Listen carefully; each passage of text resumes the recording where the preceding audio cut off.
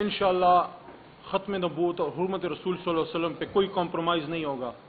इमरान खान जब वज़ीर आज़म थे, अमरीका जाके सहूनियों की कछार में घुस के वहाँ उन्होंने ये जंग लड़ी है हुर्मत रसूल सल्लल्लाहु अलैहि वसल्लम की। और हम तहरीक इंसाफ की तरफ से एक तो बहुत ही इस पर स्ट्रॉन्ग हमारा और तमाम मुसलमानों का कि इंशाअल्लाह चाहे कुछ भी हो जाए, एक इंच भी इस पर कॉम्प्रोमाइज़ नहीं।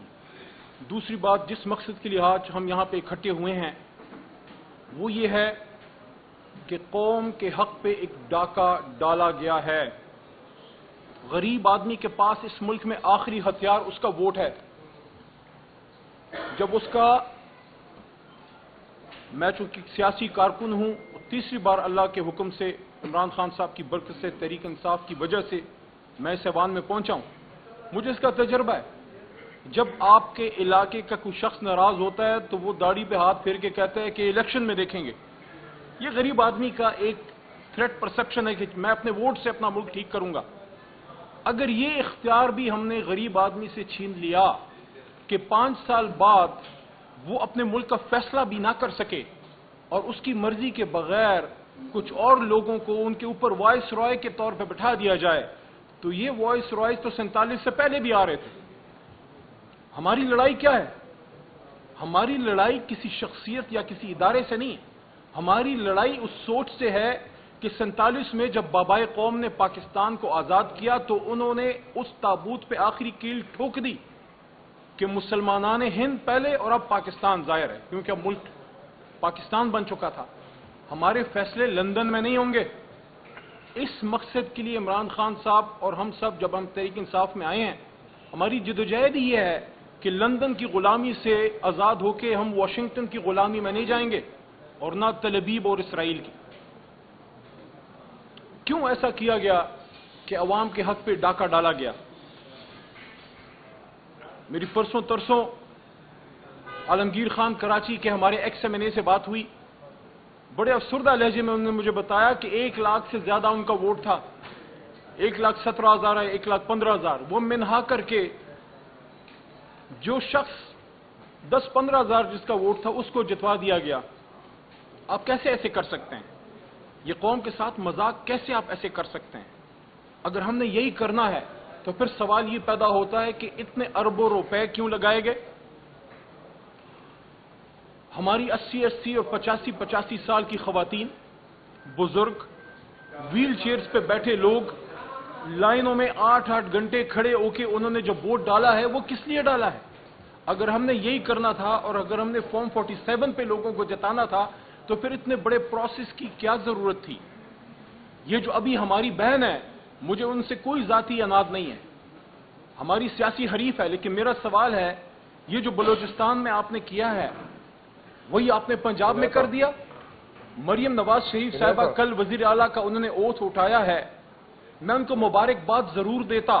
मैंने उनके वालिद मोहतरम मियां नवाज शरीफ साहब को 2013 में मुबारकबाद दी थी जब वो वजीर आजम बने, ऐवान में पास जाके हाथ मिला के मुबारकबाद दी। लेकिन मरियम बीबी को क्यों नहीं दी? उसकी वजह यह है कि पहले आप उस सीट तो जीतें जिस पे आपने एमपीए बनना है। आप तो मेयर शराफत से हार चुकी हैं। मियां साहब, आप तो सिर्फ मानसेरा में नहीं हारे, मियां साहब आप तो लाहौर में हार चुके हैं। हमजा साहब, आप तो अपना लाहौर हार चुके हैं। आपके बड़े बड़े सूरमा अपने अपने सीटें हार गए, कुछ को बचा लिया गया, कुछ को ना बचाया जा सका। ये भी मियां साहब चेक करें, अपनी मंजी तले डांग फेरें कि शहबाज साहब, मियां साहब आपकी जमात के अंदर से कुछ लोगों को जिताया गया, मियां साहब आपके कुछ लोग हार गए जिन्हें हारना था क्योंकि वहां से हम जीत चुके थे। शहबाज साहब के कुछ लोगों को जिता दिया गया। ये क्यों किया गया?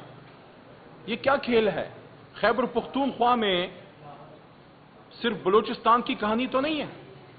खैबर पख्तूनख्वा में हम पूरा खैबर पख्तूनख्वा जीतते हैं। पेशावर वैली में कुछ लोगों को हरवा दिया गया, तैमूर खान झगड़ा को हरवा दिया गया, बंगश को हरवा दिया गया। क्यों हरवाया गया? क्या हमारे अवाम ये करेंगे कि पहले कंपेन करें, फिर सुबह से शाम तक वो वोट डालें और फिर अगली सुबह तक वो आरओ ऑफिस को गार्ड करें?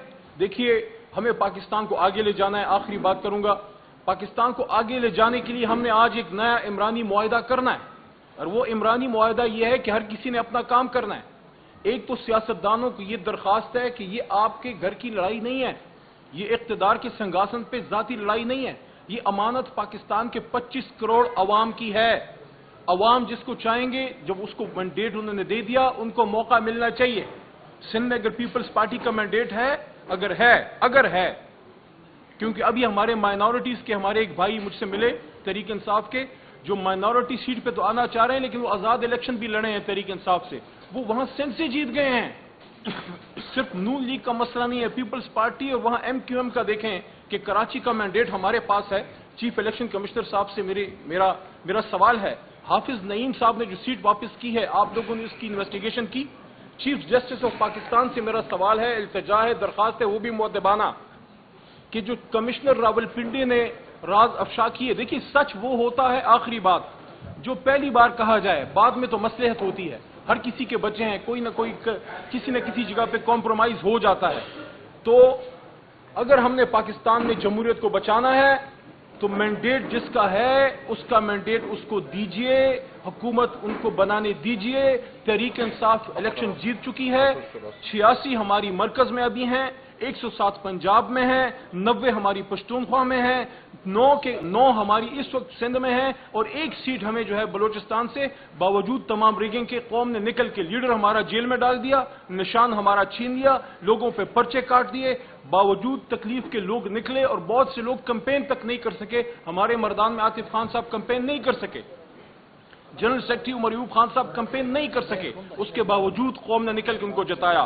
تو آخری بات دوبارہ یہ کہہ رہا ہوں، اگر جمہوریت سے ملک کو چلانا ہے تو جس طرح بدن کے لیے روح کی اہمیت ہے، اسی طرح جمہوریت کے لیے مینڈیٹ کے تقدس کی اہمیت ہے۔ اگر آپ نے جمہوریت سے مینڈیٹ کا تقدس نکال دیا تو پھر اس کے بعد یہ ایک لاش بن جائے گی، اور لاش کا مدفن جو ہے وہ پھر پارلیمان نہیں، وہ پھر قبرستان ہوتا ہے۔ خدا را پاکستان کی جمہوریت کو آپ زندہ درگور نہ کیجئے۔ میں آخر میں پھر یہی بات کرتا ہوں، بلوچستان ہمارا دل ہے، ہماری جان ہے، اور بلوچستان کو قومی دھارے میں آنے دیں۔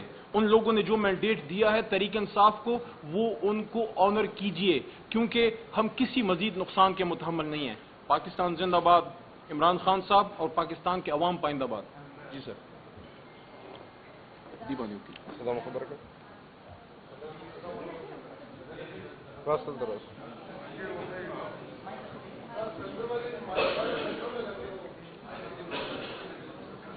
اعوذ باللہ من الشیطان الرجیم، بسم اللہ الرحمن الرحیم۔ میں NA 253 کا امیدوار صدام ترین۔ جیسا کہ آپ سب جانتے ہیں کہ پورے پاکستان میں پاکستان تحریک انصاف کے مینڈیٹ پر جس طریقے سے ڈاکہ ڈالا گیا، اس سے کئی حد زیادہ تک بلوچستان